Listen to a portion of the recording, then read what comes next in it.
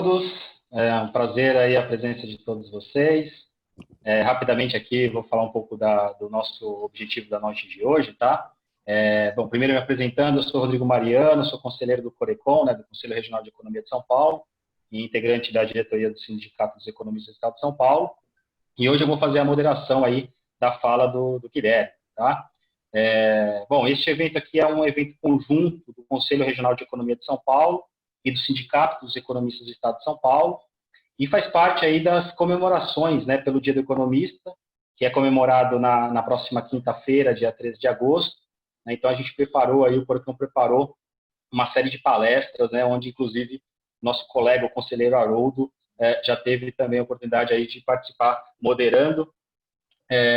E hoje o tema a ser discutido é um tema muito importante, né, para a economia, que é a participação, obviamente, do jovem economista no mercado de trabalho e algumas nuances que nós iremos tratar sobre o tema. Tá? Então, a ideia de hoje é falar um pouco sobre a escolha da profissão, sobre o mercado de trabalho para o jovem economista, os desafios dos jovens economistas no mercado de trabalho atual. Então, o Guilherme vai abordar um pouco isso.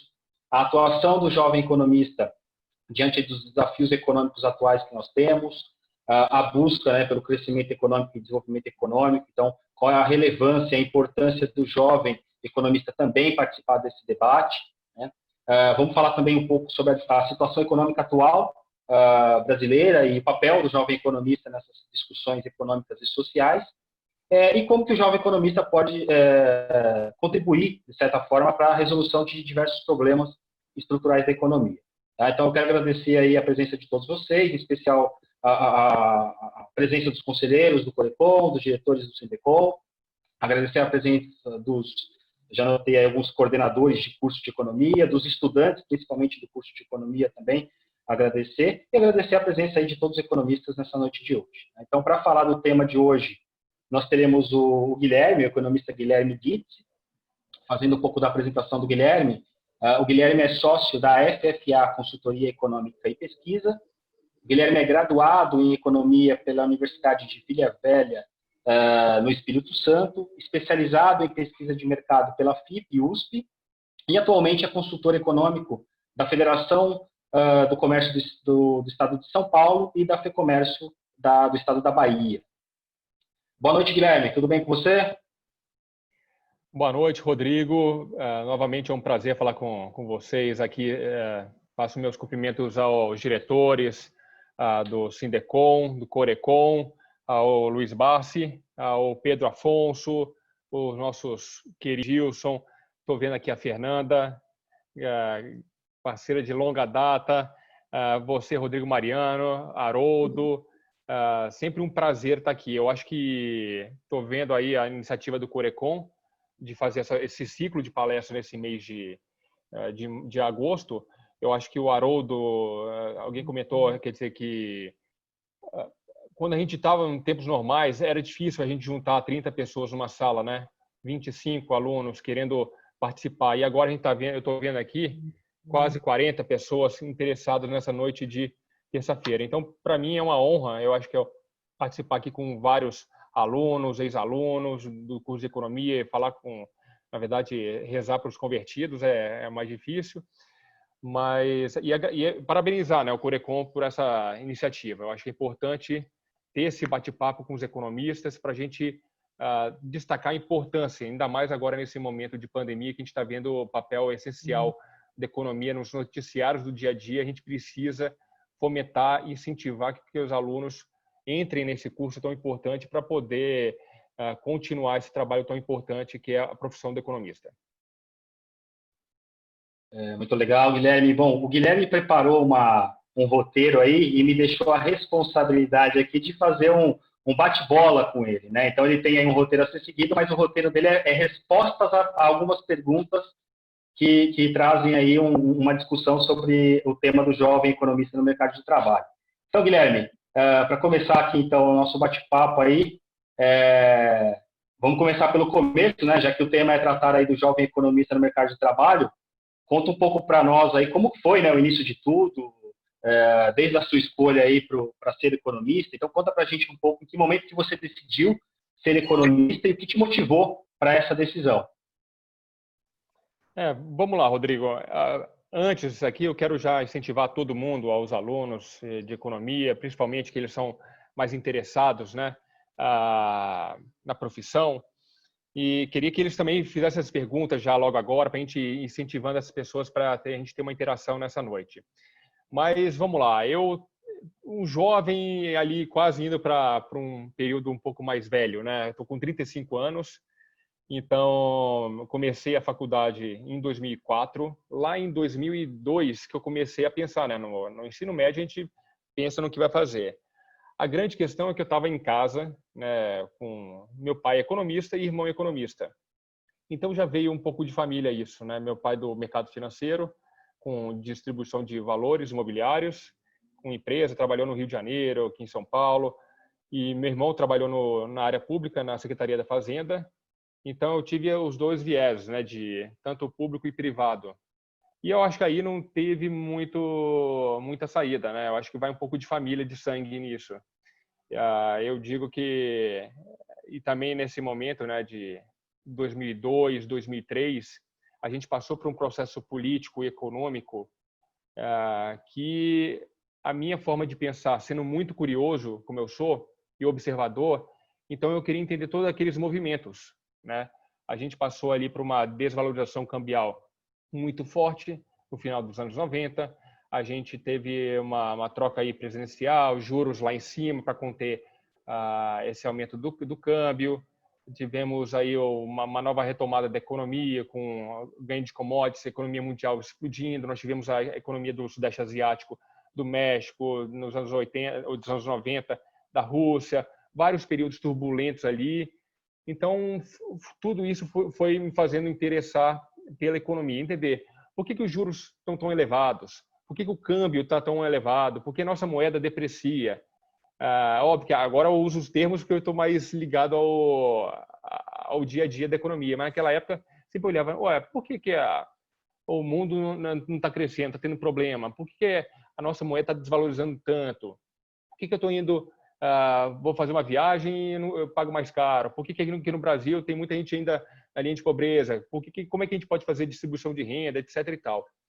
E aí eu fui vendo o curso, entrei na Universidade de Vila Velha, lá no Espírito Santo, e fui gostando mais. Eu nunca fui um excelente aluno, assim, no sentido de as melhores notas, mas eu fui sempre esperto, esforçado, né? Eu acho que é importante dizer para todo mundo, né? O mais importante de tudo é você ter a vontade de querer entender o que está se passando. E a economia veio para isso, né? Eu não sou muito ligado à biologia, à química, na história, né? De ensino médio, esses assuntos nunca me interessaram tanto. Fui mais sempre da área exata, né? Da matemática, até a física, um pouco ali de geografia. E eu acho que é isso que a economia tem de bacana, né? Porque nem é humanas nem exatas, a gente chama de humanatas, né? É o misto da humanas com as exatas. Então, é isso, eu vou falar um pouco depois, da participação, né? Desse sentimento importante da racionalidade com a emoção, que eu acho que o economista tem bastante para fazer uma análise nesse momento de pandemia e uma função no setor público, por exemplo. Então, eu entrei no curso de economia em 2004, fiz ao longo dos 4 anos o curso e fui gostando de todas as matérias, quer dizer, macroeconomia, microeconomia, economia internacional, economia do setor público, mercado de ações, tudo isso foi me interessando. E aí, chegando no final do curso, começou aqueles processos de trainees, né? Que sempre tem os processos de trainees. Fui fazendo fazendo outro. Mas eu sou persistente, assim, você tem que fazer 100 para conseguir avançar em algum. E são vários nãos que você vai recebendo. Por isso é importante, primeiro aviso, né, a todo mundo, eu acho que o não é um ponto importantíssimo aí de aprendizado, né? Eu levei vários. Não na primeira, não na primeira, não na primeira, não na primeira. E tal que lá para frente, aí quando você dá uma relaxada, aí talvez quando você faz melhor a prova, né? Não fica tão bitolado ali naquele assunto. E aí passei um processo de trainee para a Ericsson na época, não sei nem se tem ainda aqui a companhia sueca de telecomunicação, ali na Marginal, fui para a final e não consegui. Perdi na finalíssima, ali entre 7 mil candidatos. Foi triste naquele momento, né? Que seria ideal para sair da faculdade e já ir para o mercado de trabalho. E aí surgiu a oportunidade na Federação do Comércio de São Paulo, né? De trabalhar como estagiário, como um funcionário ali, entendendo as coisas, junto com a Fernanda, naquele período ali, contribuindo nos indicadores econômicos, ajudando nas palestras, nas apresentações. E ali eu fui aprendendo bastante coisa naquele início de federação. Então, acho que para começar, é um pouco de família que eu tive, de economia, de interesse pelo assunto, de ser observador, de ser curioso do assunto. A época também era propícia para esse questionamento sobre câmbio, juros, PIB, balanço comercial, tudo ali se mexendo muito rápido. Então, foi essas motivações e que me fez chegar até aqui, esse momento. Muito legal, Guilherme. Bom, já também notei aí uma coincidência, né? Então, ambos, Guilherme e Rodrigo Mariana, aqui que fala, somos aprendizes da nossa atual conselheira Fernanda de la Rosa, e obviamente isso nos deixa bastante contentes, né, de ter esse aprendizado. Muito legal. E você falou um pouquinho, Guilherme, sobre os desafios, né, que você teve no início da carreira. Eu acho que eu queria explorar um pouquinho isso, né? Então, assim, você passou por alguns desafios, mas nesses anos aí, desde a sua formação, como é que você tem notado a dinâmica do mercado de trabalho para o jovem economista?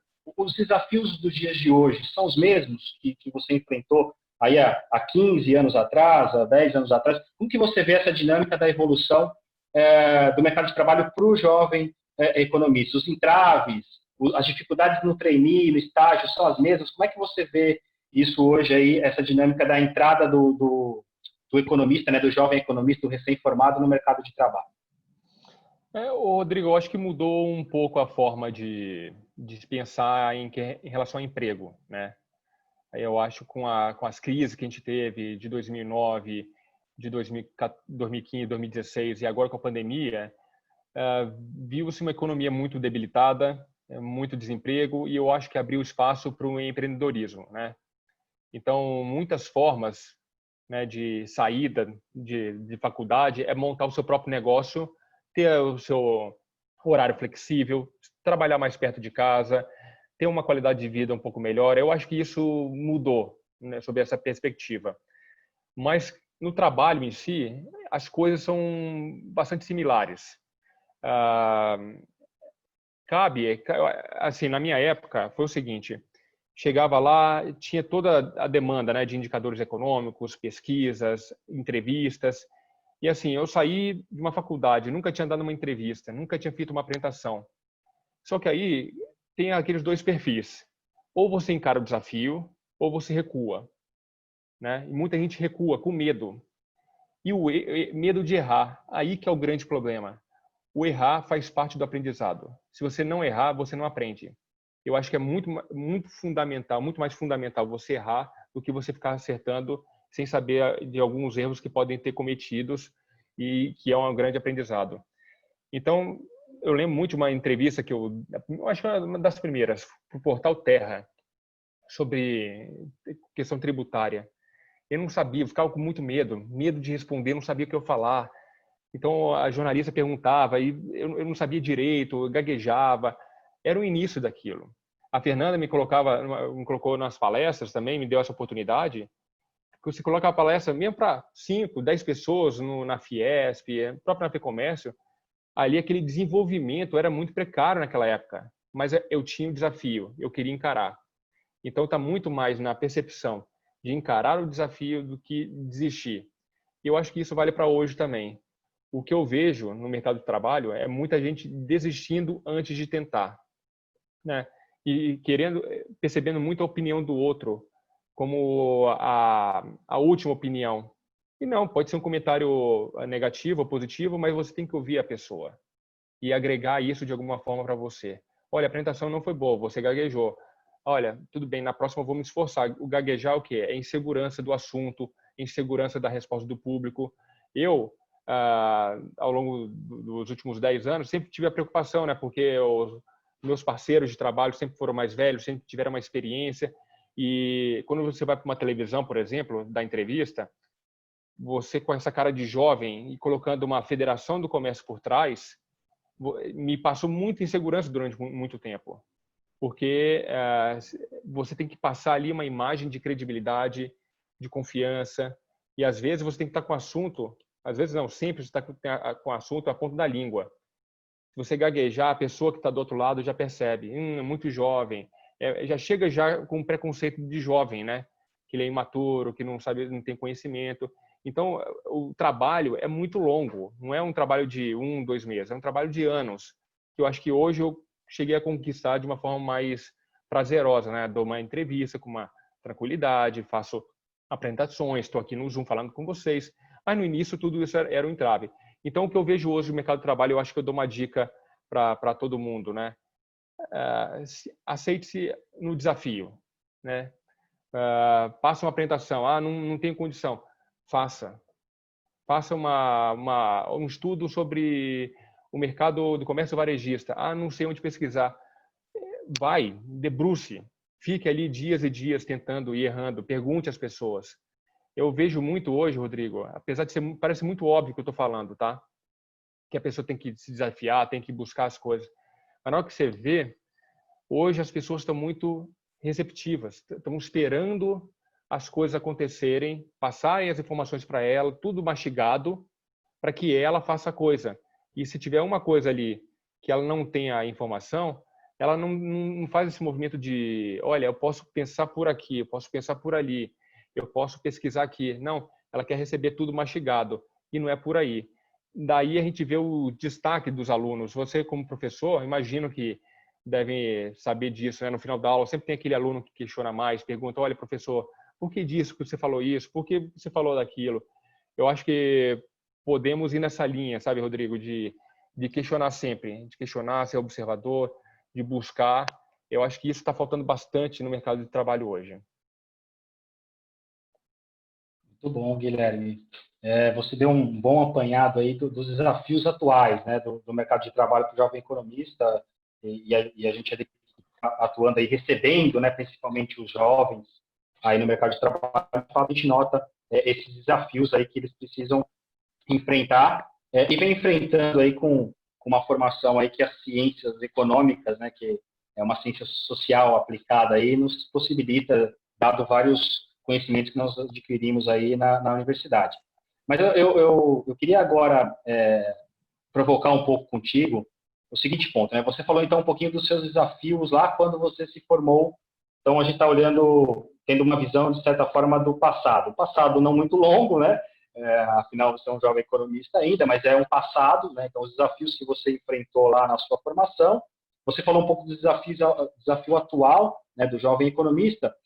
E aí, Guilherme, acho que a grande preocupação que assola, e aí não só o jovem economista, mas todos os economistas, é o que esperar para o economista do futuro. Então, na sua opinião, né, você que tem atuado aí bastante com análise, né, da economia como um todo, com a macroeconomia, como é que você enxerga o futuro? Então, assim, pensando no futuro, né, você falou desafios do passado, do presente, olhando para o futuro, quais são os desafios para o economista no futuro, principalmente para o jovem que está entrando agora, né? E pensando nesse sentido, queria provocar 3 aspectos. Quais são aí, principalmente, os principais conhecimentos necessários para o economista do futuro, as habilidades necessárias e as atitudes? Porque você falou bastante de atitude também, né? Que é aquela atitude de se a enfrentar os seus desafios. Então, pensando nesses 3 aspectos, nos conhecimentos, nas habilidades e nas atitudes, como é que você enxerga o economista do futuro, Guilherme? Vamos lá. O economista do futuro, só voltando ao ponto que eu falei anteriormente, quando a gente vê uma pandemia como essa, a gente vê a capacidade do economista de pegar o dinheiro, né, pegar os recursos escassos para os problemas infinitos, né, que a gente tem hoje. Então, eu acho que essa visão do economista, da humanatas que eu falei, né, trazer da humanas, o lado humano, da necessidade das pessoas, e também, mas ter a noção de onde vem o dinheiro, Eu acho que essa habilidade é importante do economista, né? Desde a trajetória dele no curso. Levando isso para o setor público, eu acho que o economista tem uma grande parcela aí de alocar esses recursos da melhor maneira, né? Trazer para poder ter um desenvolvimento econômico com uma base social importante para poder preservar aí emprego, para preservar renda. Eu acho que é uma habilidade do economista que outras profissões, por exemplo, você pega um engenheiro, entende tudo de número, mas às vezes a racionalidade dele é tão grande que ele esquece esse lado social, né? Esse lado social de ajuda de comunidades, pensar o Brasil como um todo. Eu acho que o Brasil, o economista, estudando a história do Brasil, nos livros, a história econômica do Brasil, ele sabe exatamente o percurso que a gente teve do café, da industrialização, da abertura econômica, agora desse crescimento econômico, do boom, da inserção das pessoas da classe média no mercado de trabalho. Então, isso faz com que esse economista entenda as necessidades sociais do Brasil e regional, que o Brasil é tão diferente. Mas pensando no economista do futuro, pensando em conhecimento, não tem outra saída se a gente não pensar em tecnologia. As pessoas têm que estar ligadas em tecnologia o tempo todo. Hoje, por exemplo, muita gente trabalha com Excel. Excel é a ferramenta básica aí do dia a dia do economista. Hoje você já tem o Power BI, que é uma nova ferramenta de você colocar gráficos, tabelas muito mais dinâmicos, muito mais interativos entre as pessoas. Se ela não estiver conectada nas informações, ela vai ficar fora do mercado. Isso aí é o principal, né? Tecnologia, ela tem que estar ligada nessas novas formas de processar informação e divulgar informação. Não vai ser mais modelinho, aquele Excel, aquelas tabelinhas, vai ser muito mais dinâmico, né? A gente já vê nos Power BIs, quem está nos vendo aí já sabe, tem aquela evolução, né, das ações ao longo do tempo, dos preços das companhias, enfim, várias evoluções. Você consegue fazer isso com muita tecnologia. A atitude é como eu te disse, hoje está se priorizando muito mais o proativo, né? Funcionário proativo. Esse tem um pouco mais de um potencial de crescimento dentro da empresa. Ele tem que buscar o seu caminho, o que você gosta e o que encaixar com o da empresa, né? Porque às vezes a empresa, não adianta hoje, Rodrigo, uma empresa ter um norte e você, olha, eu não estou satisfeito com esse norte. Você vai trabalhar e não vai ser feliz. Eu acho que essa é um caminho também para a gente repensar aí, quem está no estágio, pensando, olha, mercado financeiro não é para mim, então vou tentar outra alternativa, vou para o setor público, de repente eu posso ajudar mais as pessoas. E a atitude, hoje, está muito ligado ao empreendedorismo, né? Hoje você pega, por exemplo, o Instagram é uma forma de negócio absurda, que essa nova geração já entendeu. O TikTok, para a gente aqui, mais de 30, parece uma coisa muito boba, né? As pessoas dançando, mas é um modelo de negócio que tem funcionado. Pessoas ganham muito dinheiro através disso. Então, se você não tiver ligado nessas informações e tiver atitude e coragem para você desvendar esses novos desafios, você vai ficar para trás, né? E a habilidade é isso. A habilidade é juntar os dois. Você saber a tecnologia e você ter essa atitude e fazer isso de uma forma muito eficiente. Ou seja, eu vou ter um Instagram que vai funcionar, que vai passar informação para as pessoas, eu vou gerar um conteúdo bacana, eu vou ganhar com isso. Quem tá aí está vendo na pandemia o tanto de cursos online que foram criados ao longo da pandemia, né? Propagandas no Facebook, no Instagram, no WhatsApp, modelos de negócio surgindo.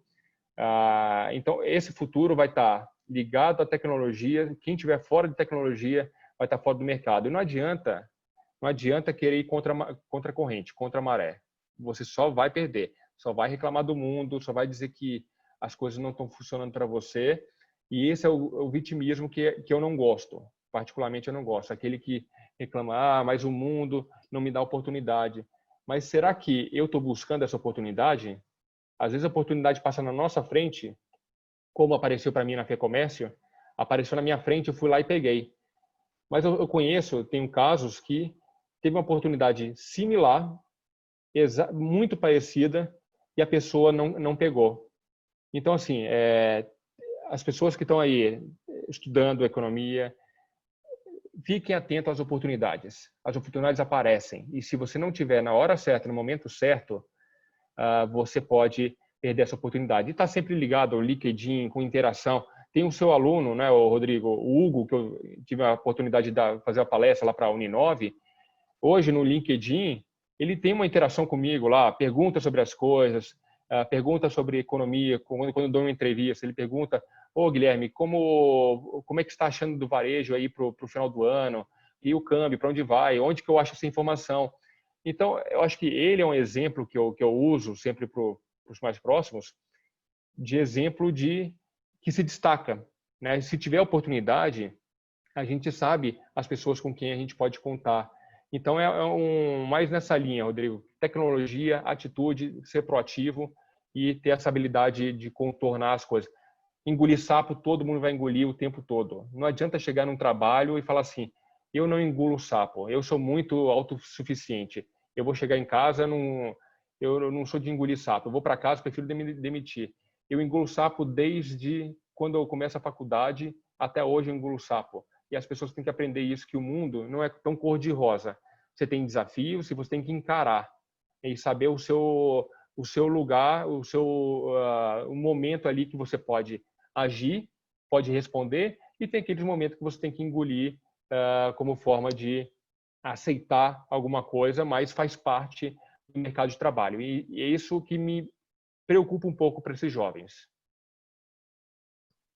Muito bem, Guilherme. Não sei se estou falando Muito demais, bom. mas pode me cortar aí, eu quero mais Não, também mais ótimo, tá perguntas ótimo. das pessoas aqui, eu quero mais interação. Às vezes eu falo Tá demais. ótimo.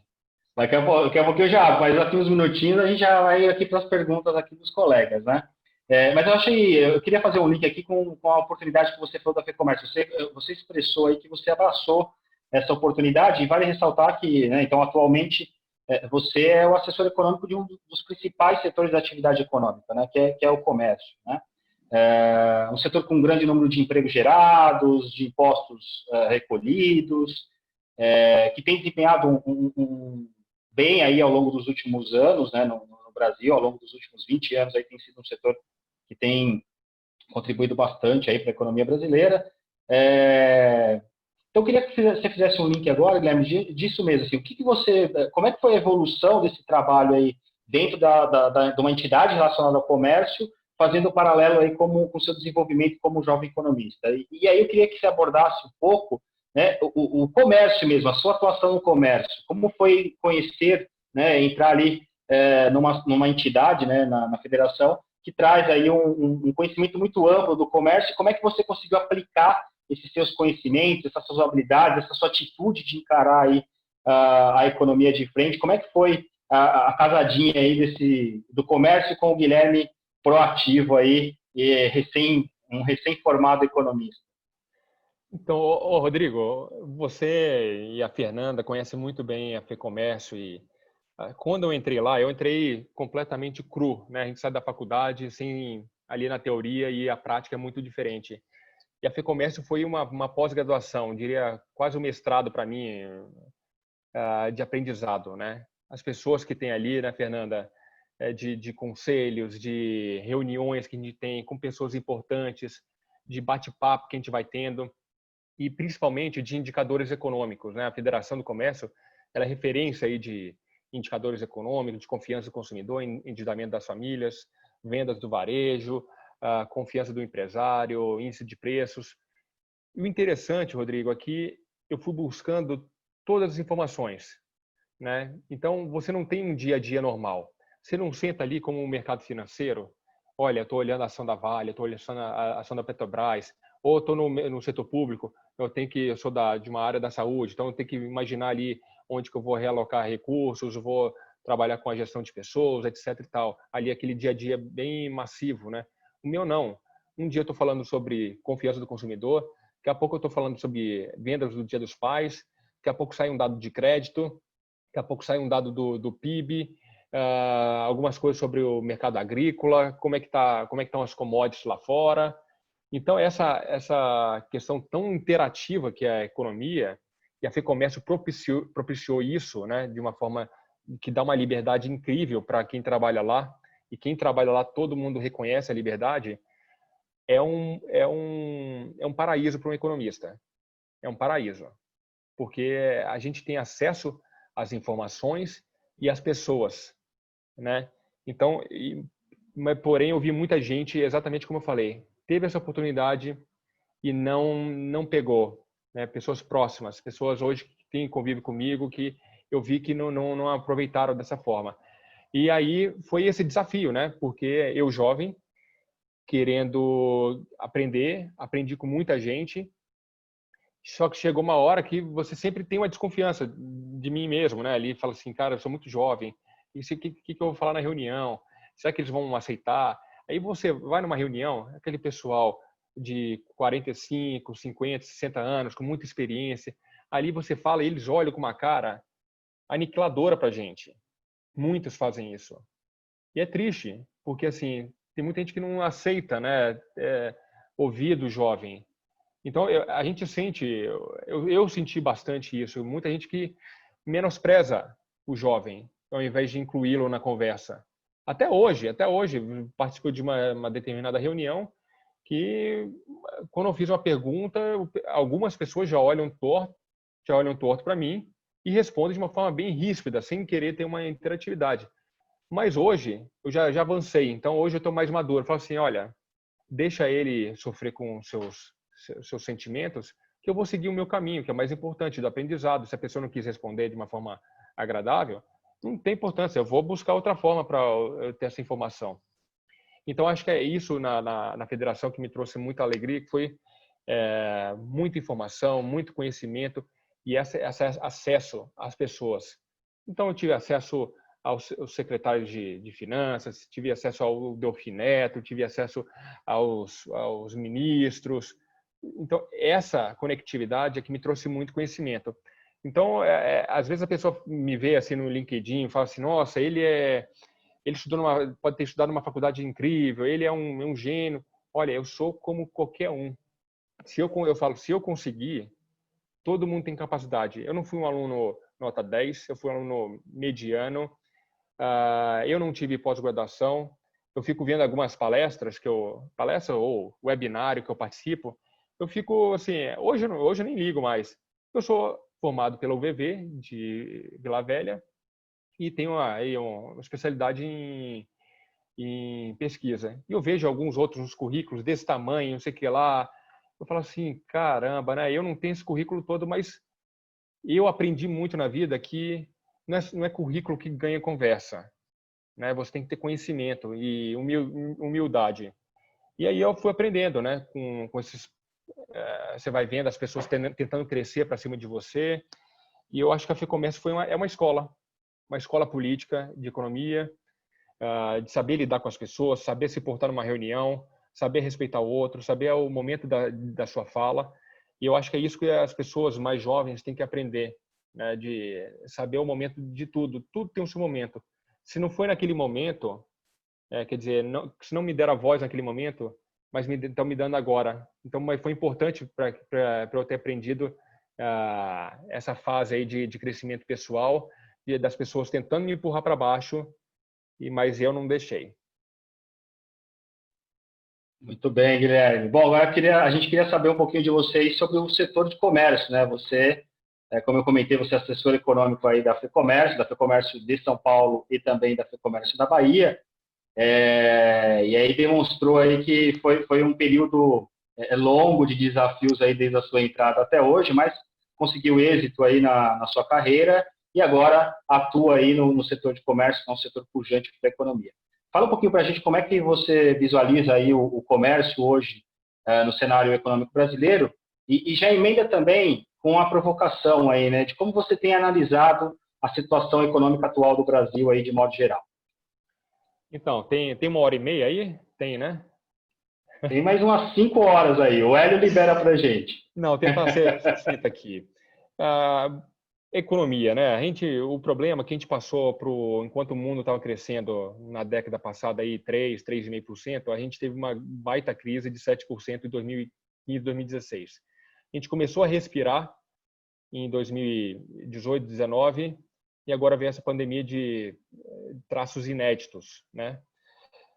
E aí veio tudo, veio uma avalanche em todos os setores. A gente chegamos a ter 5 milhões de desempregados, uma taxa mínima, né, de quase pleno emprego, que a gente fala. E agora a gente não consegue baixar de 10 milhões já tem uns 5, 6 anos. Então, a gente está com 13 milhões, isso dificulta bastante aí o desenvolvimento da economia, né? Antes de você crescer, você tem que recuperar emprego e renda. E nisso foi o varejo. O varejo está ali na ponta, sofreu muito por conta da restrição de renda. E o consumo é direto no varejo. As pessoas que estão aí sabem, é supermercado, é farmácia, é roupa, é eletrodoméstico. As vendas começaram a cair em torno de 30% no Brasil, né, ali em abril. Foi o pior momento. O governo não entendeu o que ele estava fazendo, né? O governo, óbvio, eu acho que nenhum governo entendeu. Nenhum governo no mundo entendeu direito o que estava fazendo. E daí veio alguns benefícios, o auxílio emergencial foi crucial para que o varejo não tivesse uma queda mais acentuada. A FEComércio divulgou hoje um estudo que se não fosse o auxílio emergencial, a gente teria uma queda de 14% esse ano. Então, a gente vai ter uma queda de 7%, ou seja, a gente reduziu a metade o prejuízo das vendas no ano, graças ao auxílio emergencial. E aí segurou um pouco as pontas. Setor mercadista, você conhece muito bem, tem tido um momento positivo aí de vendas, porque esse auxílio emergencial é uma injeção direta em supermercados. Quem encarou o e-commerce se deu muito bem. As pessoas reclusas tiveram que buscar o acesso a produtos pelo e-commerce, e aí o comércio de eletrodomésticos eletrônicos cresceu de forma acelerada, tanto que a gente já vê os dados desse setor que a gente achou que, por conta da falta de crédito, sofreria mais como o comércio de veículos, não sofreu tanto. Teve uma queda muito grande em abril, já se recuperou de alguma forma em maio, junho. Agora, o setor de veículos é o setor que vem sofrendo. Óbvio, quando você fala veículos, está falando de um carro popular no Brasil, é 50, 60 mil, né? 40, 45 mil. Quem vai comprar no momento desse? Quem vai dispor da sua renda e buscar crédito nesse momento? Primeiro que você não tem crédito. Segundo que você está com risco de ser desempregado e sua renda está comprometida com os bens básicos. Então, você não tem renda disponível para você consumir fora dos essenciais aí para o dia a dia, para você conseguir sobreviver durante a pandemia. Então, o comércio tem sido essa atração, né, para a recuperação da economia. A gente não teve desabastecimento, isso foi muito bom. A nossa equipagem agrícola é excelente. Nós vamos ter aí um recorde de safra para esse ano. Então, isso vai favorecer com que a gente tenha aí abastecimento para as famílias e também um aumento de oferta. Você consegue reduzir preço na ponta para o consumidor. O comércio começa a reagir agora nos meses de junho e julho com a abertura gradual da economia, principalmente na cidade de São Paulo. Outras regiões do Brasil, como a região Nordeste, por ter uma renda média baixa, a dificuldade de recuperação é muito grande. Você pega Salvador, não consegue recuperar como conseguiu São Paulo aqui, quedas lá de mais de 25% nas vendas do varejo. E o que eu vejo para esse ano é uma recuperação muito tímida. Não tem como esperar algo de otimismo, né? A gente espera uma queda do PIB em torno de 7%, por conta desses efeitos de desemprego e impacto na renda. E o governo, usando todos os recursos para poder preservar a economia, emprego e salário, tira a capacidade de investimento para produção, né? Obras e enfim. E aí vai ter um papel fundamental, talvez ano que vem, a partir do ano que vem, do setor privado, né? Com uma taxa de juros Selic a 2%, inflação controlada e o governo tendo que dar uma previsibilidade para o investidor, vai ser a forma dos investidores privados terem a sua capacidade de investir e com isso gerar emprego e renda. Então, para esse ano, eu não vejo nenhuma saída, nada significativo. Para o ano que vem, uma recuperação já muito fraca ali, 2%, 3%, mas a gente está falando 2%, 3%, de uma base de comparação muito fraca que foi esse ano. E para 2022, que é aí que a gente vai ver talvez um crescimento mais forte, porque é ano eleitoral. Ano eleitoral sempre tem um estímulo a mais aí para a economia, o governo acelerando obras, tanto o governo federal, estadual, municipal, acelerando obras para ter algum efeito político, e aí a gente vai ver um crescimento maior. Mas para esse ano, o efeito, a gente não sabe, né, da vacina. Hoje surgiu a vacina da Rússia, mas está na segunda etapa, a OMS já não vai recomendar. Enfim, enquanto a gente não tiver uma vacina ou um remédio que possa aí proteger as pessoas, a gente não vai ver uma recuperação da economia tão forte. Muito bem, Guilherme. Me chamou muita atenção aí um comentário que você fez, e aí eu quero explorar um pouquinho mais isso, né? Você comentou muito da participação aí de alguns setores na manutenção do abastecimento para as famílias brasileiras, né? E a gente sabe que no final das contas aponta o comércio fundamental nisso, mas você abordou aí a cadeia do abastecimento, né? Então, assim, houve a necessidade aí de um certo pacto entre o agronegócio, a indústria, né, que é a transformadora disso, e o comércio, na manutenção desse abastecimento das famílias brasileiras, né? Então, todos esses setores contribuíram para que, de alguma forma, as famílias continuassem se abastecendo aí diante de um período, principalmente ali no início, né, aquele período mais intenso, um período ainda incerto, não sabíamos qual era o que vislumbrava aí para os meses seguintes, né, ali no finalzinho de março, começo de abril. Então, reconheço aí essa importância da cadeia do abastecimento nessa manutenção do abastecimento das famílias. E eu queria te questionar sobre o que você identificou dentro do comércio como um grande diferencial. Qual foi um grande aprendizado que o comércio teve nesse período de pandemia, né? Você comentou um pouco sobre a questão do e-commerce, do delivery. Quais são aí os pontos que você poderia destacar para a gente que são, de fato, diferenciais do comércio nesse período de pandemia e quais você acredita que vão permanecer num período aí de pós-pandemia? Olha, Rodrigo, o comércio aprendeu bastante com a digitalização, né? Não necessariamente o e-commerce. A gente fala de digitalização é ter o seu produto exposto, serviço, através das redes sociais, né? Isso é um canal de vendas excepcional nesse momento.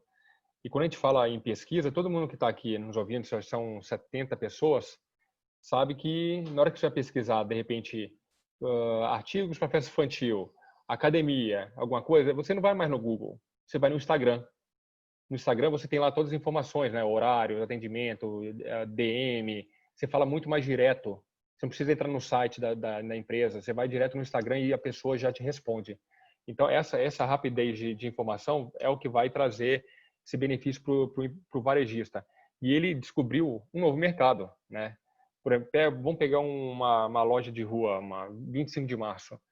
Você não tem mais capacidade de ficar só ali. Você pode ir para o mundo, né?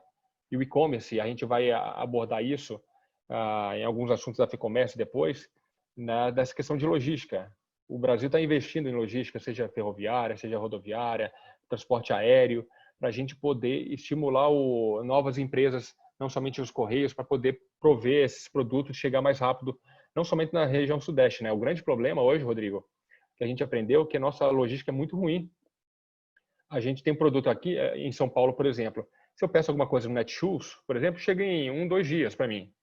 Agora, quem está lá em Manaus vai chegar em 7 dias úteis. Né? Se você pegar um outro serviço que não é de uma empresa grande, vai demorar, às vezes, 14 dias para chegar numa região norte e nordeste. Então, a gente precisa acelerar isso para ter o maior potencial de vendas das empresas que estão aqui no sul, sudeste, por exemplo. Eu digo de aprendizado, é difícil você falar de aprendizado assim. Não vejo que as empresas vão economizar mais agora nesse momento, vão economizar agora para ter uma economia para 3 meses. Eu acho que uma pandemia dessa só vem a cada 100 anos, só vem de anos em anos. Não adianta.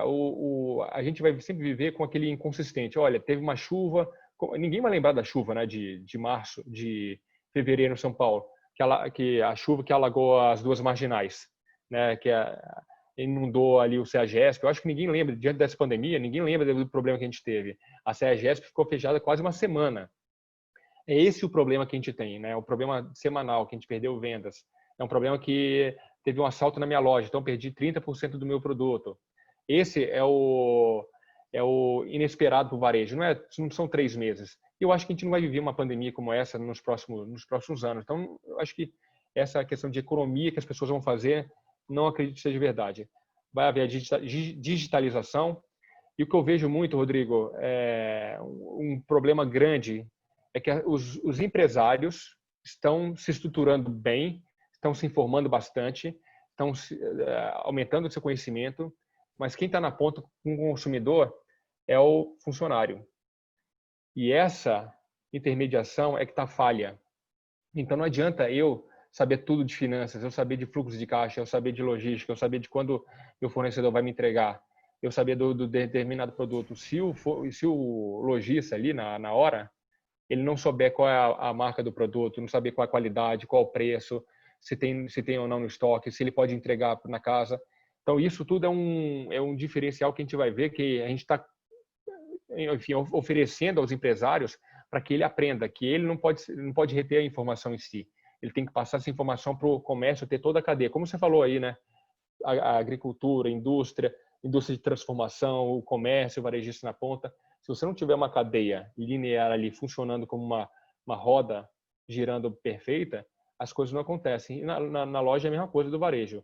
Se o varejista não entender que o funcionário é tão importante, precisa preservar esse funcionário, trazer talvez metas, incentivos, um plano de carreira para que ele consiga passar essa informação que o empresário tem para o consumidor, para o funcionário e depois para o consumidor, e o consumidor vai se sentir confiante. O consumidor, Rodrigo, ele já chega na loja com todas as informações na mão.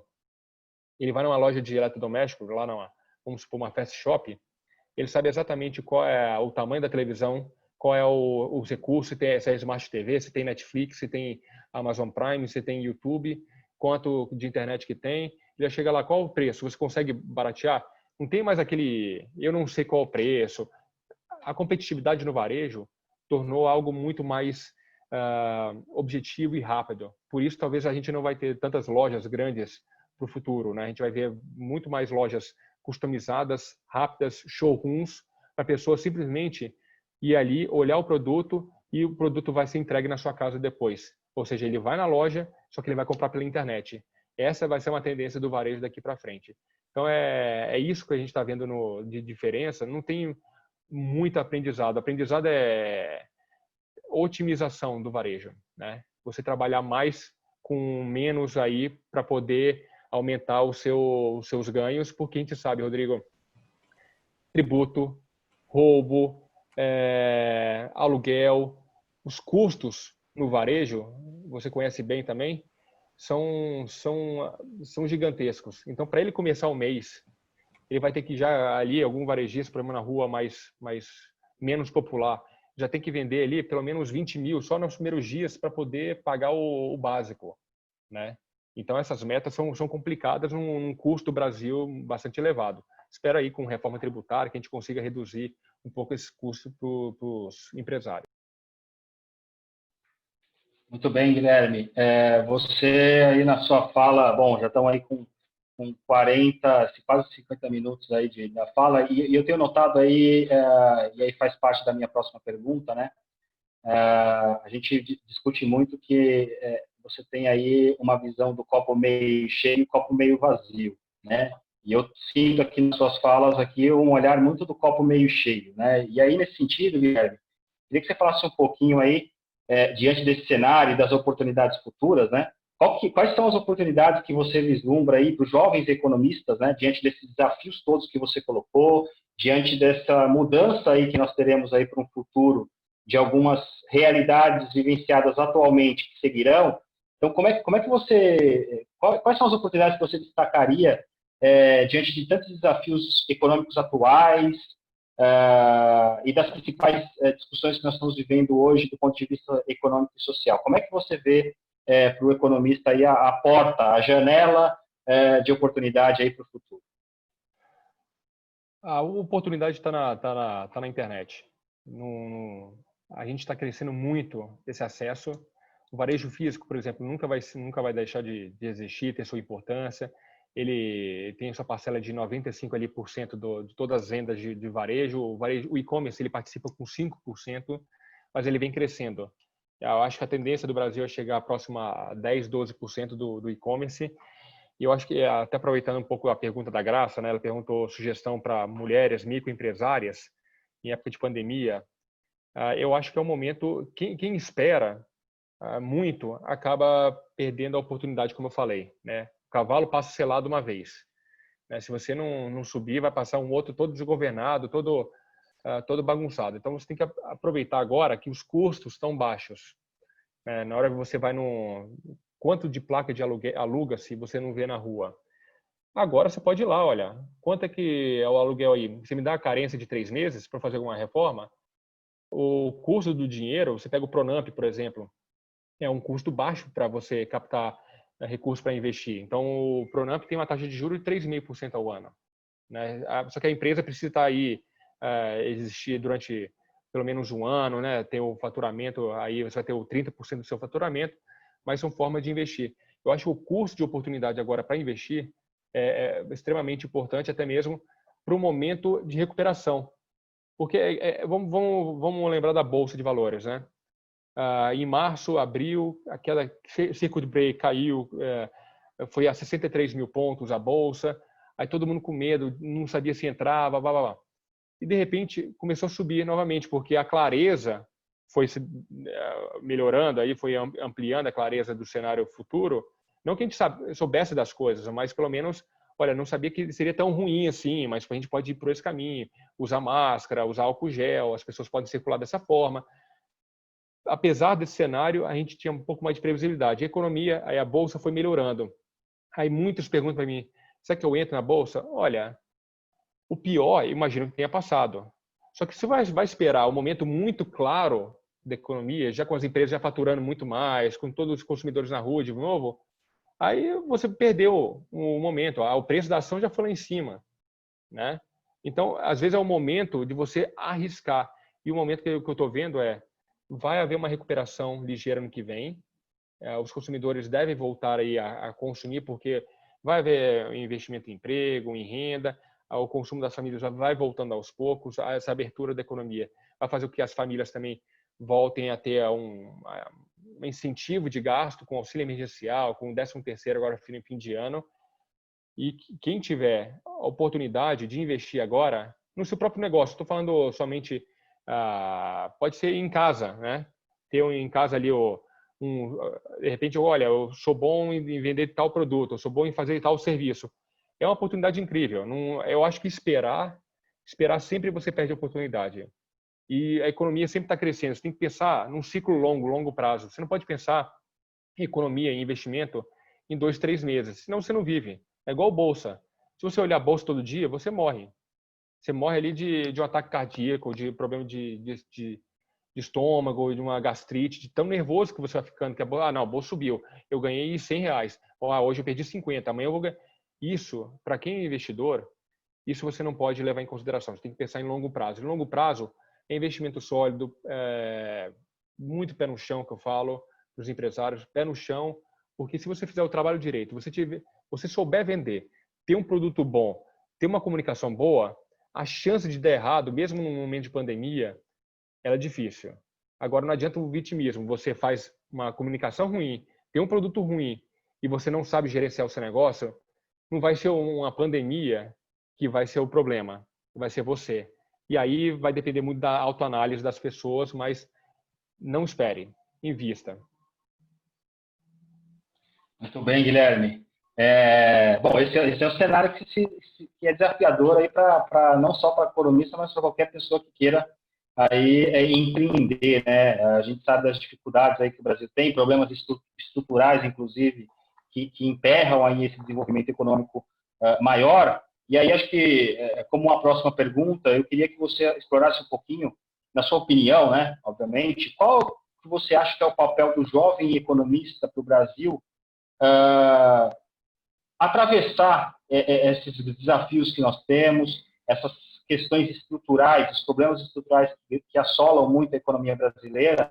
Na sua opinião, então, qual que é o papel do jovem economista nesse sentido, né? De fazer o Brasil prosperar, ou seja, ter um crescimento econômico, gerar emprego, gerar renda, com o desenvolvimento socioeconômico. Qual você acha que é o papel do jovem economista nesse sentido?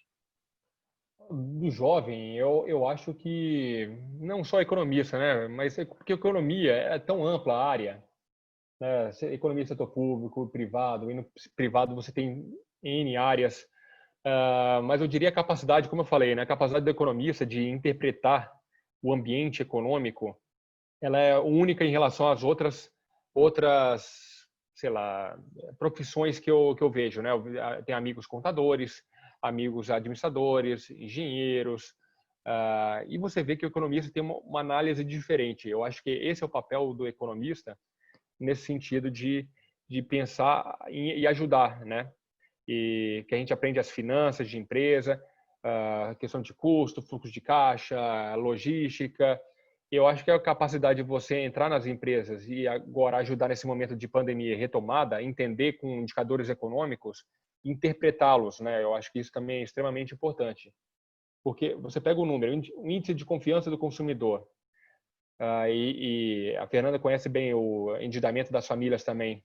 Então, você juntando as coisas, eu acho que esse é o papel do economista, juntar as pontas e fazer a melhor análise para o empresário, enfim, para a economia, para quem for, para familiar que estiver investindo, para um amigo que vai investir em algum negócio. Não adianta nada você não ter um número e não entender. Eu acho que essa é a capacidade do economista, né? Entender todas as variáveis econômicas. Por exemplo, se eu sou um vendedor de vinho, um comércio de vinho, eu tenho que estar ligado em clima, eu tenho que estar ligado em câmbio, eu tenho que estar ligado em questões tributárias, tenho que estar ligado em qual o perfil desse consumidor, se ele está mudando, qual a temperatura da região de São Paulo, que é diferente da Sul, seus concorrentes. Se você olhar somente um câmbio, você vai ficar reclamando, o câmbio subiu, então não vou importar. Mas quem disse? De repente você tem um público de luxo que ainda consome vinho da mesma forma. Ele vai pagar mais caro. Para ele não interessa se vai subir 20%, 30% o preço do produto. Então você tem que estar ligado nas variáveis econômicas para você interpretar da melhor forma e não tomar decisões equivocadas.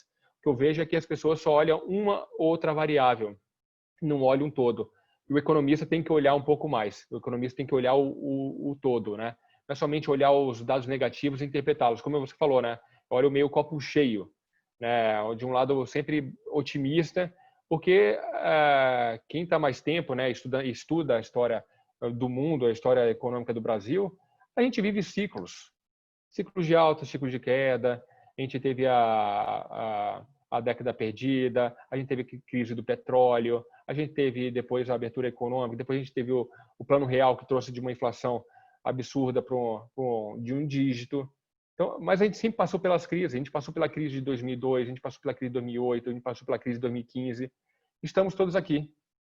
Então, e com o trabalho da economista, porque a gente vê todo dia no Jornal Nacional, a gente vê câmbio, dólar, câmbio, PIB, vendas do varejo, indústria, projeção, e é isso. Então, é interpretar os números e com os modelos estatísticos que a gente aprende na faculdade para poder fazer um cenário mais claro. Eu acho que o poder do economista tem tanto de fazer essa análise mais exata, quanto interpretá-lo de uma forma a colocar ali as variáveis sociais, que talvez as outras funções não olhem de uma forma tão emocional, assim, olha muito mais racional. Eu preciso de tal dinheiro para tal lugar. Não, eu preciso de tal dinheiro, mas eu posso destinar um pouco menos para uma determinada área que precise mais.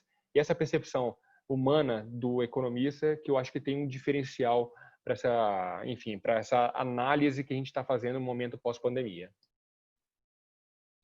Acho que a sua colocação, Guilherme, até do ponto de vista de ser um cientista, né, ser uma ciência econômica, né, a necessidade que tem, a necessidade que tem de você olhar não só o ponto de vista econômico, mas o ponto de vista político, o ponto de vista social, porque no final das contas, uma economia próspera, ela exige, obviamente, que você tenha aí uma junção de fatores positivos que não recai apenas sobre o crescimento econômico em si, né, mas sobre diversos pontos aí que permeiam a área da economia, né? Guilherme, eu queria partir aqui agora para as perguntas dos nossos participantes da noite de hoje, né? Eu estou acompanhando aqui. Queria começar até pelo Haroldo aqui, né? O Haroldo coloca aqui que o que motivou, né, ele a ser um economista aqui foi vencer o fantasma da inflação, né? Ele já era adulto ali nos anos 80, 90. E para você, assim, o que de fato, né, te motiva mais na profissão como economista? O que te motiva em ser um economista, Guilherme? Eu sou suspeito para falar, né? É difícil. Uma coisa que você ama é difícil você falar o que motiva, né? O motivo é o dia a dia, né? Por exemplo, amanhã eu tenho uma entrevista sobre, né, para a TV Alesp sobre oportunidades do varejo, né? Nesse momento de pós-pandemia. Eu falei no final de semana para pequenas empresas e grandes negócios também sobre oportunidades. Da semana que vem eu vou falar sobre algumas lives, vai ter da FEComércio, sobre gestão, fluxo de caixa. Eu vou estar em contato com empresários de fintechs, de startups, que criaram. Olha o exemplo, tem uma arquiteta, o site dela é Vitude, VITTUDE, é de psicologia. E ela criou esse portal, eu vou ter uma conversa com ela, e é a arquiteta que pensou na necessidade das pessoas, já antes, pós-pandemia, que ela é apaixonada por psicologia, e criou um portal que as pessoas pudessem se consultar ali com vários psicólogos pelo Brasil todo, de forma remota. Vai pagar ali, depende da consulta, se é 200, se é 250, se é 100 reais, vai depender ali da pessoa. E ali tem todos os casos. A pessoa tem síndrome de pânico, ansiedade, bipolaridade. Então, é essa questão do dia a dia, você está tratando de vários assuntos diferentes, e isso é que me motiva, né? Eu acho que se eu ficasse, talvez, no mercado financeiro, ali no dia a dia, olhando ação, olhando investimento, rentabilidade, fundos por fundos, isso, eu sei que minha esposa trabalha com isso, então eu acompanho isso, que é um ouvido, não aguenta o dia todo, né? É ação, ação, ação, é fundo, é mercado imobiliário, é fundo imobiliário, é debênture, não sei o quê. Isso ali é todo dia, né? Aí você olha para outro segmento, ou trabalho em projeto, o projeto é tudo metódico, tem que pensar todo aquele projeto. O meu não, um dia estou falando sobre crédito, outro dia estou falando sobre PIB, outro dia, amanhã sai dados do varejo, do IBGE. Então, amanhã eu já monto uma estrutura de estatística para poder processar dados e para poder fazer uma análise, se precisar, da entrevista. Então, amanhã é varejo, no dia seguinte já vem dado de serviço. Semana passada foi inflação, já teve Copom semana passada. Então, essa interatividade da área econômica é o que me motiva o dia a dia. E pensar, raciocínio, né? Raciocínio lógico. Olha, realmente, olha, o que a China está fazendo com os Estados Unidos? A guerra comercial, o 5G, essa disputa, o que vai fazer para o nosso mercado? Vai revolucionar, por exemplo, a telemedicina. Será que a gente vai precisar de médicos em todo o interior do Brasil? Ou a gente vai precisar, de repente, de uma cápsula que vai ter ali uma medição de temperatura, que vai pressão, e vai vir todos os dados, por exemplo, para algum centro, seja em São Paulo ou no Nordeste, alguma coisa, poder examinar a pessoa, atendimento básico. Será que a gente vai precisar gastar tanto em saúde? Ou a gente pode otimizar esses recursos? Educação, será que a gente não pode ter uma sala com um auxiliar e a gente poder transformar salas muito mais interativas com 5G? O 5G vai revolucionar todo o processo de informação no mundo. Então, quem não tiver pronto para isso, não vai ter mais quadro de lousa para a gente poder ficar interagindo com o professor, vai ser muito mais dinâmico. Por isso, esses investimentos em ensino à distância, muita gente é muito refratário para isso, né? Para isso acontecer, mas isso é um caminho sem volta. Vai ser essa mudança do 5G, e entender essa complexidade é o que me motiva para o dia a dia. Então, Guilherme, para ter grandes emoções, não precisa ir no parque de diversão, não precisa ir na montanha-russa, é só estudar economia, né? Basicamente isso. Todo dia é uma nova emoção. Guilherme, indo para mais uma aqui. É o Trump que fala todo dia, é a China que fala isso, é a China que... Fortes emoções. Fortes emoções, mas eu acho que a economia é bem gostosa porque você encaixa as coisas e ela, de alguma forma, você pega na teoria que você estudou na faculdade e na prática, né? Você vê, por exemplo, o modelo keynesiano, né? Agora a gente vê o Guedes, que era liberal, agora está fazendo bastante intervenção de Estado, e como isso vai ser o papel do liberal daqui em diante, se ele vai realmente mudar essa percepção dele, se não vai. Então, eu sou apaixonado pela política também, então essas análises políticas e econômicas me fascinam, que me fazem o dia a dia aí trabalhar com bastante emoção. Pegar o gancho aí nesse seu último comentário da política aí, né? E a gente falou um pouco da necessidade do economista de ter as visões ali, não só econômica, mas política e social. E aí eu vou engatar aqui com a pergunta da Fernanda, né? Você acredita, Guilherme, que os estudantes de economia e os próprios recém-formados aí em economia percebem os diferentes campos do mercado de trabalho onde pode atuar um economista, né? Setor público, setor privado, uma perícia econômica, o mercado de ações. Quando você estava ali na academia, né? Como era esse comportamento entre você e seus colegas? Você enxerga, ele entende qual é a gama de profissões que ele pode ter quando ele está ali na cadeira do ensino superior? Rodrigo, eu acho que hoje menos. Hoje eu acho que as pessoas vinculam muito, talvez pela massiva informação de bolsa de valores, que talvez economista é isso, né? Que está muito no mercado financeiro, né? Quando pergunta para mim, você é economista, mas em que eu posso investir? Eu assim, olha, eu entendo de investimento, mas assim, eu não sou assessor econômico, eu não sou assessor de investimento, né? Então a pessoa já simplesmente economia e investimento em bolsa. E tem muito mais que isso. Por exemplo, pega a Secretaria da Fazenda do Estado, né? Onde passa todas as finanças do Estado de São Paulo. A gente precisa de economista ali para fazer toda a análise de receita, de ICMS, de tributação, de substituição tributária, a gente pensar de que forma a gente vai colocar esse recurso em prática, para onde vai o orçamento. A gente precisa de pessoas qualificadas para isso. A gente precisa de pessoas também, por exemplo, uma FEComércio, para poder analisar dados do varejo e poder orientar empresários. A gente precisa de gente, mesmo na indústria, né? na indústria, na Fiesp, tem lá sua área econômica, que analisa todo o processo nas diversas áreas da indústria. A gente precisa de economistas em todas as áreas, né?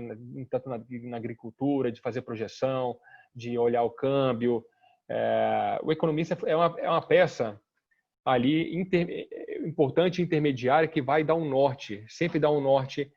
Óbvio que a decisão sempre do board, do conselho principal, mas quem passa as informações, né, de dados econômicos, de projeção, de uma análise conjuntural, é o economista. Então, a perícia, como a Fernanda bem sabe, também é uma área importante para o economista. Tem o Sindecom, tem bastante curso, né? Quem recebe e-mail sabe disso.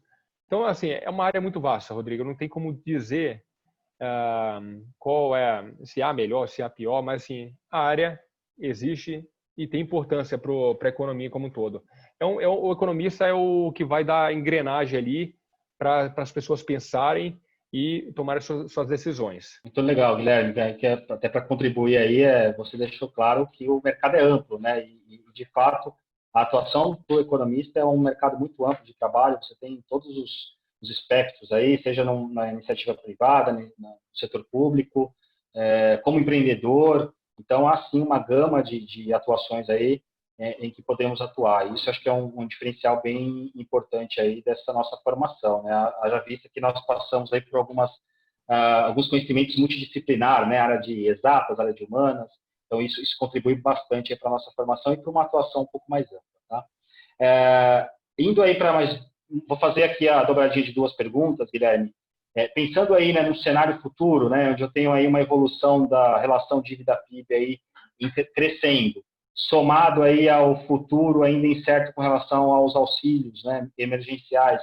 Como que você vislumbra aí, né, o Brasil daqui a alguns meses sem um auxílio emergencial e com uma dívida, relação aí dívida PIB crescendo, né? O que você vislumbra aí para um futuro não muito longo? Sobre o auxílio emergencial, eu acho que o governo entendeu a importância, entendeu no aspecto político que é necessário postergar. Então, eu acredito que isso não vai parar por agora, não vai parar em setembro. Ele vai, pelo menos, até o primeiro trimestre do ano que vem. Enquanto a economia não decolar e tiver uma geração de emprego, porque uma coisa é, quando você tiver mais gente no mercado de trabalho, menos gente vai necessitar do auxílio emergencial e, com isso, consegue reduzir no longo prazo. Agora, é um efeito político muito grande. Você vê a popularidade do presidente no Nordeste, que cresceu por conta do auxílio, e aí vai ser um aspecto político e econômico. Agora, você bem disse, o governo está gastando muito mais do que arrecada. Esse ano a projeção do déficit é de 700 bilhões de reais, e isso vai fazer a dívida PIB subir próximo a 95%. Só que, Rodrigo, a gente sabe que a Selic hoje é 2%. Então, você financiar essa dívida está muito mais barata. Então, não é um efeito danoso tão grande como foi há 5 anos atrás, quando a Selic estava 14,25, onde financiar a dívida era muito mais cara. Então, hoje não tem muita saída para investimento, por exemplo, você pega qual é o investimento rentável hoje? Não tem. Hoje, ou você vai para a bolsa, ou você vai ter que aplicar na produção. Porque se você for para um título público, você vai estar ali muito próximo de uma inflação, poupança já está perdendo para a inflação, já está perdendo dinheiro. Então, isso vai estimular que as pessoas e empresas investam mais no setor produtivo e, com isso, você consiga ter uma recuperação da economia. Mas não me preocupa a relação dívida-PIB, porque os juros estão baixos. Me preocupa se o governo não der a sinalização que manterá todos os ajustes de contas para os próximos anos. Porque se ele mantiver uma forma desenfreada, aí a dívida PIB vai para longe, porque você vai ter que subir juros, que vai ter uma saída de capital muito grande. E aí todo esse processo que a gente está vendo de redução de juros, de inflação incontrolada, vai para o espaço. A gente vai ter aumento de juros, aumento de inflação e todo o processo econômico vai para o água abaixo. Então, eu não vejo problema nisso. Eu posso já responder a Luana, né, no entesouramento do Brasil de nota de R$200. Muita gente fala sobre a inflação. A inflação está chegando, agora é R$200. Não vejo problema. Não vejo problema. As pessoas, de fato, buscaram muito mais recursos agora para ficar em casa. Com auxílio emergencial, houve uma demanda muito grande de notas. Então, isso é uma forma de você otimizar um pouco mais o fluxo de dinheiro, né? A moeda em circulação. Não vejo problema nisso. A nossa inflação está extremamente controlada. Nós teve um pico agora na última inflação, mas de preços administrativos, de reajustes, né? Teve reajuste de energia, então você impactou a habitação. Teve ajuste de gás, também impactou a habitação. Transporte, teve gasolina, algum ajuste também de gás, e isso impactou transporte. Coisas pequenas que você consegue contornar. Então, não vejo problema na dívida PIB, não vejo problema nos R$200, não vejo essa teoria da conspiração, que a inflação está muito grande, essa nota é um sinal da inflação.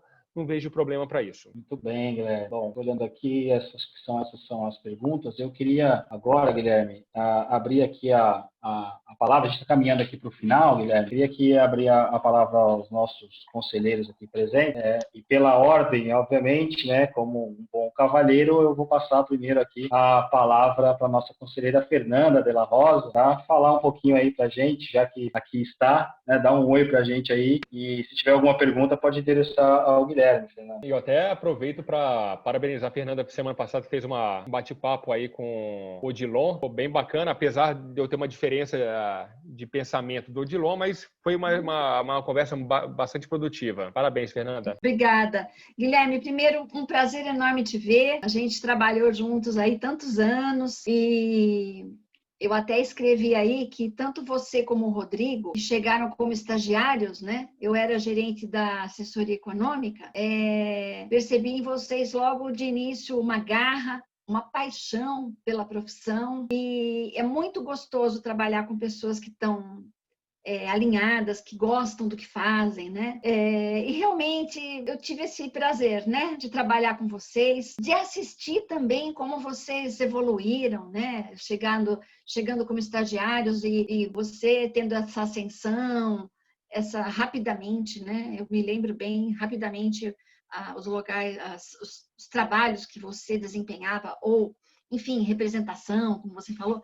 Então, assim, você já vinha assim com uma facilidade muito grande. O Rodrigo também, né? Estou comparando porque foi na mesma época, né? Então, para mim também foi um prazer enorme poder trabalhar com vocês e assistir a essa evolução profissional, né? Um privilégio. E dizer assim, você retratou tudo de uma maneira muito, muito incrível, mostrando a importância do papel do economista, porque é verdade, as pessoas também precisam entender de economia, porque às vezes elas veem um indicador, não sabe correlacionar, não entende por que a subida de determinado indicador vai impactar na vida dela, ou nas coisas que ela vai comprar. ou na sua atividade de comércio, do que é que seja, né? Então, o papel é muito importante e, nesse aspecto, também tive o privilégio de assistir a Escola FEComércio, né?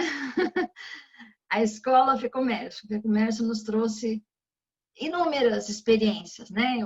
Para mim foram 25 anos lá e a cada dia um novo aprendizado. Então isso a gente leva com a gente, né? Isso que é muito legal. A gente leva dentro do nosso DNA profissional.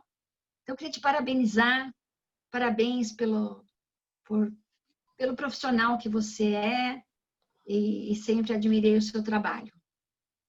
E Obrigado, muito bom Fernanda. também. Obrigado mesmo. Foi um prazer. Quem me ensinou bastante lá no tempo de gerente da área econômica. Foi um prazer trabalhar com você. Aprendi bastante. Então, um prazer a história e prazer agora novamente encontrá-la. Obrigada, Guilherme. Muito legal. Obrigado, Fernanda. Obrigado. Obrigada também, Rodrigo. Obrigada pelas palavras. Isso. Depois eu vou querer saber qual que é o estagiário preferido, mas não precisa responder em público, senão se compromete. Vai ser difícil. A equipe era maravilhosa. Obrigado. Por favor, Haroldo, suas considerações aí. Maravilha. Rodrigo, parabéns aí pela condução dos trabalhos. Eu, você, Fernando, Odilon, Pedro, temos feito esse trabalho. Seja bem-vindo à equipe de moderação. Você fez um trabalho espetacular hoje, assim como a Fernanda tem feito. Guilherme, muito bacana ver você falar. Eu já tinha escutado em outras oportunidades, tinha te visto, mas fiquei realmente impressionado com a tua capacidade de argumentação e com a simplicidade com que você trata temas que são complexos na maioria das vezes. Eu queria dizer para você que esta identidade, né, essa identificação que você fez em falar, olha, eu penso diferente do Odilon, mas a gente gostou do debate, esta é a ideia de fato, né? A gente trazer diferentes linhas de pensamento econômico, abrir espaço para diferentes economistas de diferentes setores, porque, por exemplo, você mesmo identificou, parece que o pessoal do banco, né, o pessoal que trabalha em banco, no mercado financeiro, tem mais espaço, tem colunas nos jornais, inclusive. Então, essa é a ideia, mostrar para os nossos colegas economistas a possibilidade de atuar em outras áreas da ciência econômica e num ambiente em que você respeita a opinião diferente de cada um daqueles que têm o conhecimento da nossa ciência. Então, parabéns, Guilherme. Foi fantástico aqui ouvir você e o nosso público mostra que foi um sucesso, né? Obrigado pelas palavras, Haroldo. Eu fico realmente aqui feliz com esse comentário. Fico até emocionado. Obrigado. Bom, Guilherme. Bom, a gente está caminhando para o final, Guilherme, do nosso encontro, e desde já eu queria agradecer a participação novamente sua, de ter aceito esse momento de estar aqui, compartilhar um pouco dos seus conhecimentos, falar um pouco do jovem economista no mercado de trabalho e trazer aí as suas percepções, né? Isso é importante. E aí, por favor, queria que você usasse aí alguns minutinhos aí para fazer suas considerações finais. Fique à vontade, Guilherme.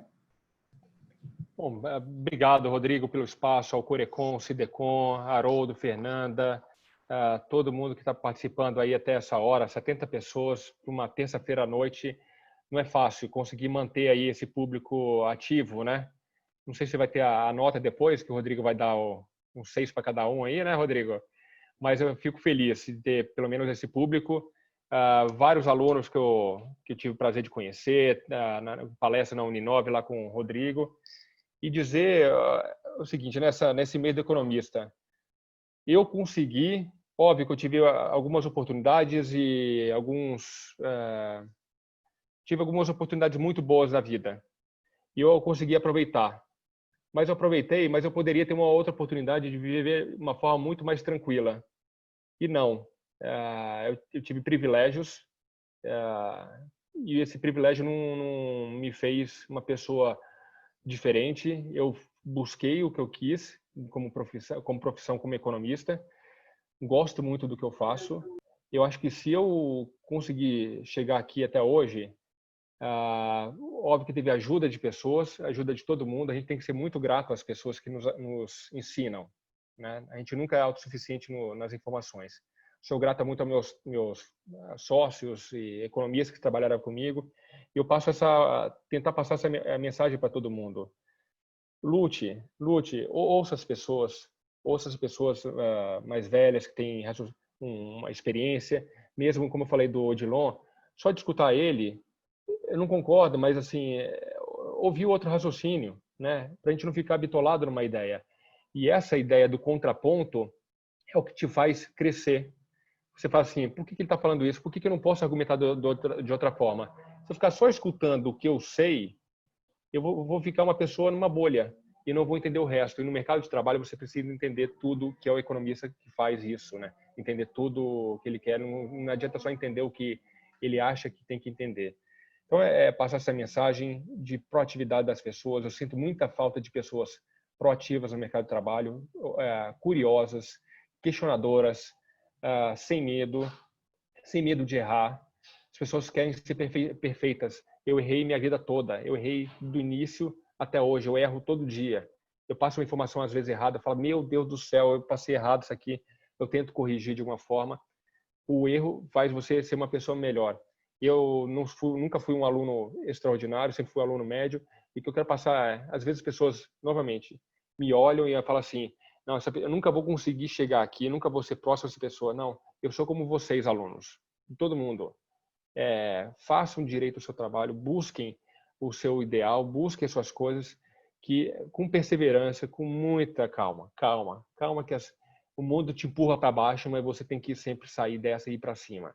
Se você tiver perseverança, confiança em você, acreditar nos seus professores, acreditar que você consegue, a chance de você ter um sucesso é grande. Não pare na primeira barreira.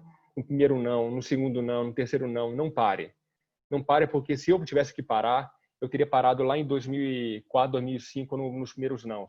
Eu só cheguei hoje porque eu tive muito não, eu errei muito, humilde de entender as pessoas mais experientes, ouvir as pessoas e saber o meu lugar. Então, é um contexto que pode ser meio piegas, assim, mas é importante para esses jovens que já entrar no mercado de trabalho, já em cima, sabendo tudo, querendo fazer o que querem, da forma que querem e ter o seu horário, ter suas opções. Não é o caso. Jovem, vamos com calma, vamos com o pé no chão, que o seu momento você vai ter lá na frente. Ouça as pessoas, vá com muita calma, sabedoria e aprendizado. Aprendizado é aprendizado que nunca é demais. Então, agradeço o Corecon novamente por essa oportunidade. Eu falo demais. Quem quiser falar comigo, eu estou à disposição no LinkedIn, falo com o Rodrigo, estamos para uma cerveja depois. Espero conhecer todo mundo que esteve aqui. Então, agradeço novamente a todo mundo por essa oportunidade. Obrigado, Guilherme. Obrigado aí pelo entusiasmo, pelas palavras.